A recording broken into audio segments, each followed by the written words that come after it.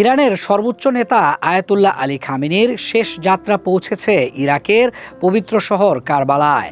তাকে শেষ শ্রদ্ধা জানাতে সেখানে জড়ো হয়েছেন লাখো মানুষ। কফিনবাহী গাড়ি ঘিরে শোকাহত জনতার ঢলে মুখর হয়ে ওঠে পুরো শহর।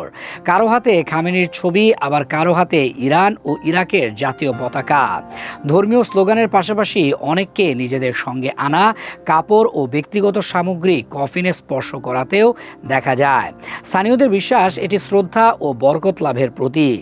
কারবালায় আনুষ্ঠানিকতা শেষে খামেনির মরদেহ নেওয়া হবে তার জন্মশহর মাশহাদে। সেখানে শিয়া মুসলিমদের অন্যতম পবিত্র স্থান ইমাম রেজার মাজার প্রাঙ্গণে তাকে দাফন করা হবে।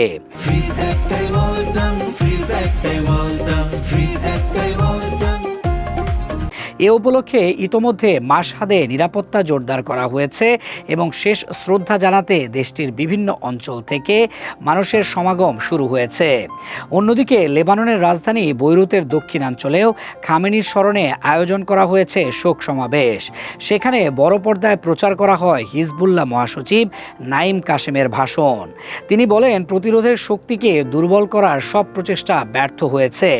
একই সঙ্গে ইসরায়েলের বিরুদ্ধে লড়াই অব্যাহত রাখার অঙ্গীকার পুনর্ব্যক্ত করেন তিনি। বিশ্লেষকদের মতে ইরান, ইরাক ও লেবাননে একযোগে আয়োজিত এই কর্মসূচি শুধু খামেনির প্রতি শেষ শ্রদ্ধা নয়, বরং আঞ্চলিক মিত্রদের ঐক্য ও প্রতিরোধ জোটের রাজনৈতিক অবস্থানেরও শক্ত বার্তা বহন করছে।